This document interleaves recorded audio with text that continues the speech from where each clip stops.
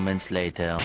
Isang mapagpalang umaga at isang mainit na araw ngayon mga katukad, araw ng Sabado ngayon. Grabe mga katukad, sobrang init ngayon. Ang oras natin ngayon na pasado na alas 10 ng patanghali. At yun nga mga katukad, at hindi tayo makalabas-labas sa ganito kainit dahil nandito ako sa Banawe ngayon. At siyempre, patuloy pa rin tayo mga katukad na naghahanap ng ating customer at ikabubuhay sa bawat araw. So ayun nga mga katukad, ginawa ko nga kaninang umaga dahil nga sa sobrang init, nagpagupit na tayo guys. Yun. So na medyo gwapo-gwapo tayong araw ngayon, nagtinas pa yung sarili guys. So ayun nga, sa araw na to, patuloy pa rin tayo na magtatrabaho pa rin para mayroon tayong maipon na pera. Kasi meron naman tayong binabalak ngayon, baka sa darating na Mayo, kasi piyesta doon sa amin, makauwi kami. At makakuha na rin mga katukad ng ating pamasahe. At napakasarap na magbakasyon ngayon sa probinsya, lalo pag ganito na kainit. So kailangan natin mag-swimming guys. Pero nitong May 1, meron din kami ng Nasugbu, Batangas. Pero pinag-isipan ko nga mga katukad kung itutuloy namin, kasi magkano rin yung gastusan din namin, bawat isa, 4 kami. So ang inisip ko na nga lang mga katukad, bali sabi ko, kung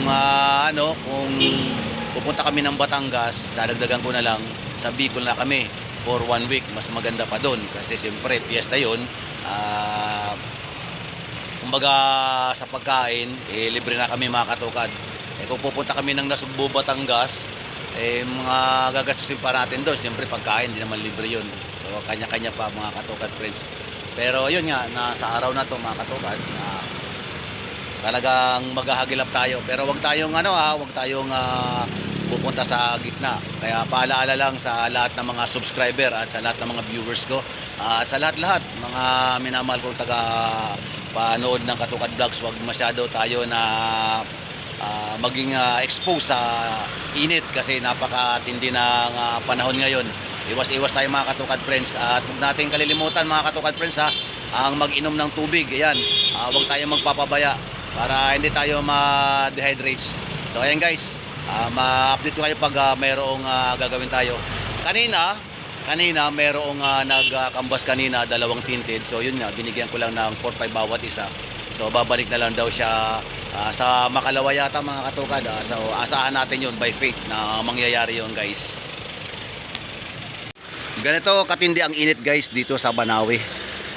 Ayan. Mangilan-ngilan lang mga katukad ang makikita ninyo mga tao na nasa kalagitnaan para bagang hindi sila tinatablan. Pero ayun, ayan mangilan-ngilan lang mga katukad yung makikita natin. Ang kadalasan na nasa gilid. Ako nasa gilid lang ako guys. Kasi syempre umiiwas tayo sa stroke at hindi tayo dapat makipagsapalaran sa ganitong init. Ayan. At lalong iinit yan mga katukad pag sumapit na ang alas 12 ng tanghali. Kaya iwas-iwas muna tayo mga katukad friends. Dito naman sa aking kinatatayuan mga katukad, maaari naman akong makapag-alok kasi kitang-kita naman ako dito yung mga customer nandiyan sa kalagitnaan. Buti nga sila may naka-aircon sila, kaya pwede naman silang huminto at magtanong kung magkano. At pwede natin na trabahawin kung sakali man na magkasundo. Ayun guys, patuloy pa rin tayo sa pag-update ng ating pagbibideo. Naiisip ko lang mga katukad na gusto ko sana mag-Jollibee at doon sa loob magpalamig-lamig. Nakakaya naman mga katukad friends na magtambay tayo tapos wala naman tayong kinakain. Mabuti lamang sana kung magpapahinga tayo sa loob ng Jollibee.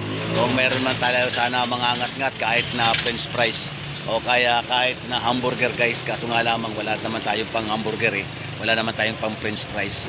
Baka gusto ninyo kung pa french fries mga katukad friends. Ayun.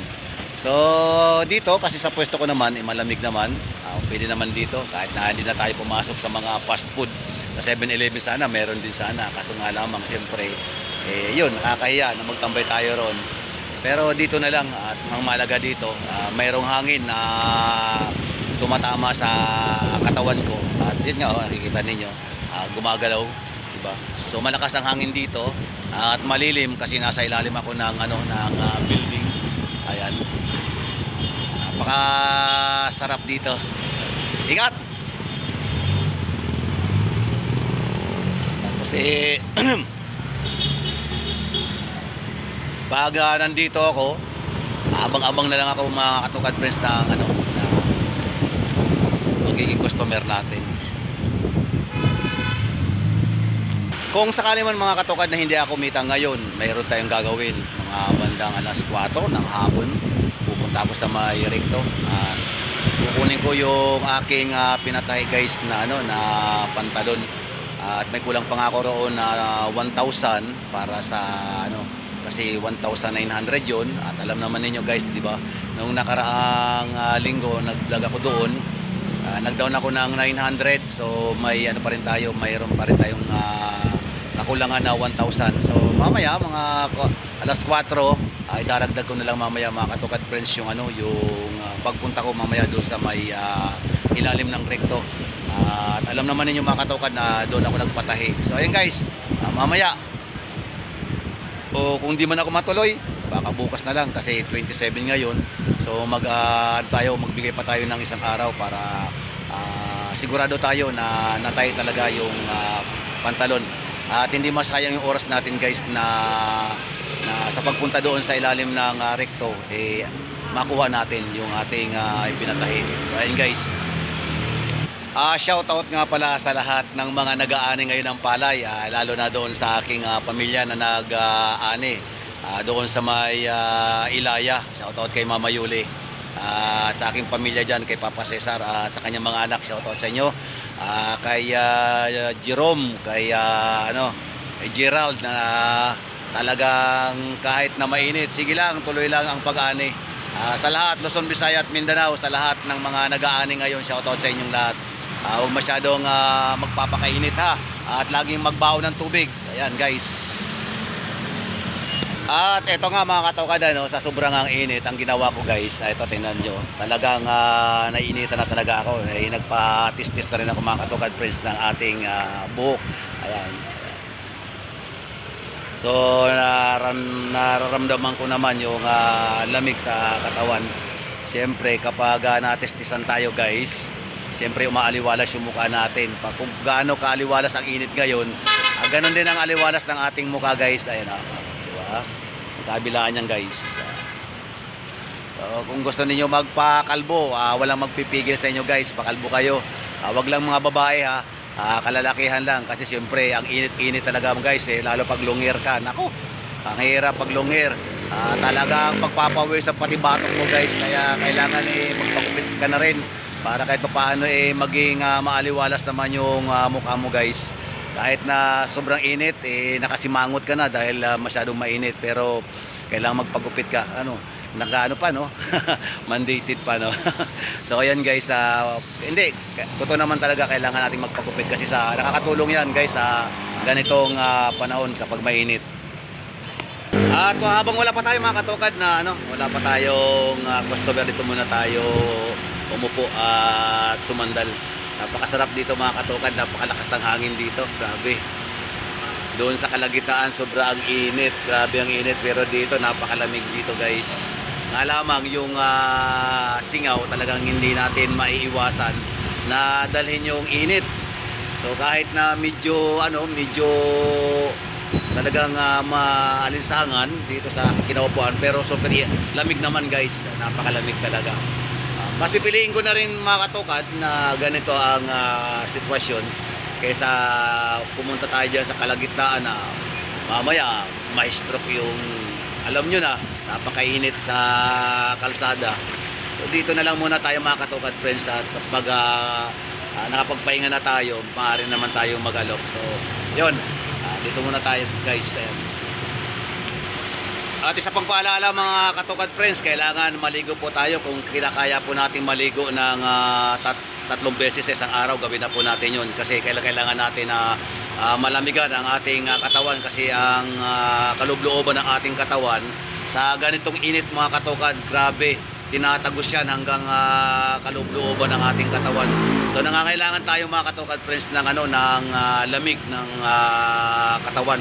Kaya kailangan natin mga katokad friends na maligo 3 to 4 times na mga katokad friends sa loob ng isang araw. Huwag lang tayo papaypay lang tayo ng paypay at kailangan talaga nating maligo. Pero pag gagaling tayo sa init guys, huwag tayong maliligo magpahinga muna tayo bago tayo maligo. Ang oras natin mga katokad nasa pasado alas 10 na, papunta na ng alas 11. So grabe, talagang sobrang init. Kaya gagawin natin mga katokad ngayon, pupunta tayo sa may 7-Eleven. Bibili tayo guys ng tubig para malamigan yung ating katawan. Tara guys, samahan niyo ako sa 7-Eleven at bibili tayo ng ating may inom na tubig at kung ano ang ating makakain doon guys. Tara! Tara guys, samahan niyo ako sa may 7-Eleven at bibili tayo ng ng tubig kasi para matikhawa naman yung init ng ating lalamunan kasi masyado nang mainit. Wow na tayo guys. So ayan. Dito ang 7-Eleven guys dito sa amin. Malapit lang. Walking distance lang. So ayan nga.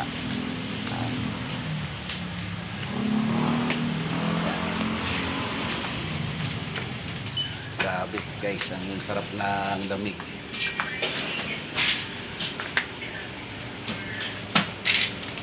Dito mga katokad, kahit na worth of 15 pesos lang, pwede na tayo na makabili ng tubig at mawawala na yung uhaw natin. So ayan.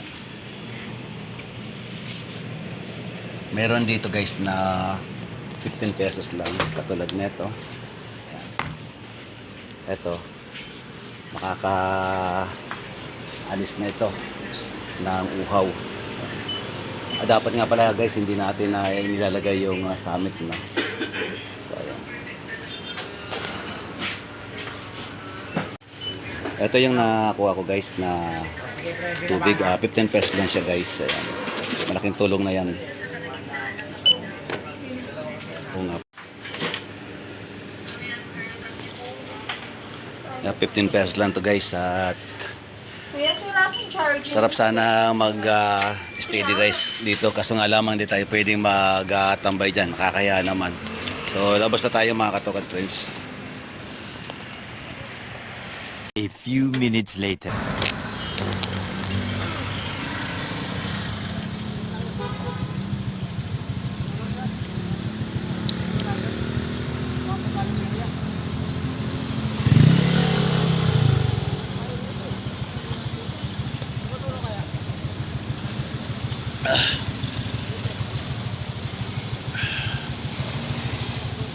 So yun guys, huwag yung titiparin yung sarili nyong uminom ng tubig.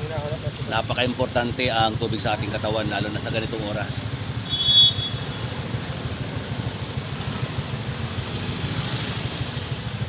Kami dito sa sa Banawe dahil exposed kami dito sa init guys.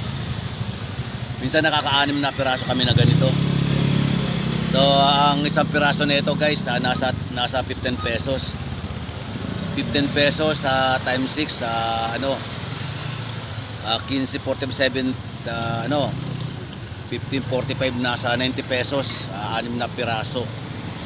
So hindi namin guys na pinanghihinayangan yung halaga na yun, basta ang importante masupplyan natin yung katawan natin ng tubig lalo pat kailangan yung malamig. Huwag nating tiparin ang ating sarili. Go lang tayo sa pag-inom ng tubig para hindi tayo ma-dehydrate.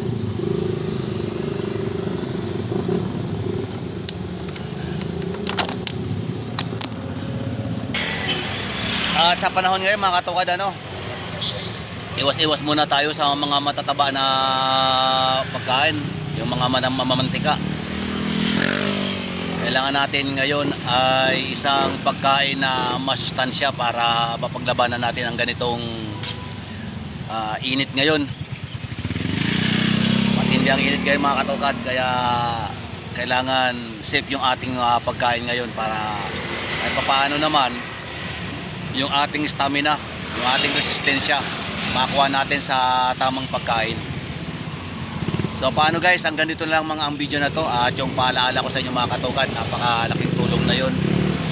Sana sa iba pa na mga katungad friends dyan na hindi maiwasan ang pagkain ng matataba at yung nagpapabaya sa pag-inom ng tubig. Nako guys, pakinggan nyo yung aking sinabi dahil malaking tulong yun.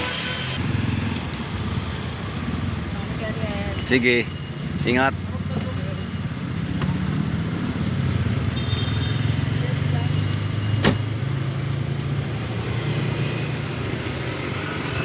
Dapat pala pa mga katukad friends kapag aalis ka dahil nga sa sobrang init, malaking tulong pala talaga mga katukad yung yung magtaksi ka na lang kasi siyempre yung aircon napakalaking tulong nito sa mga nagta-travel o kaya sa mga may pinupuntahan ng mga malalayo.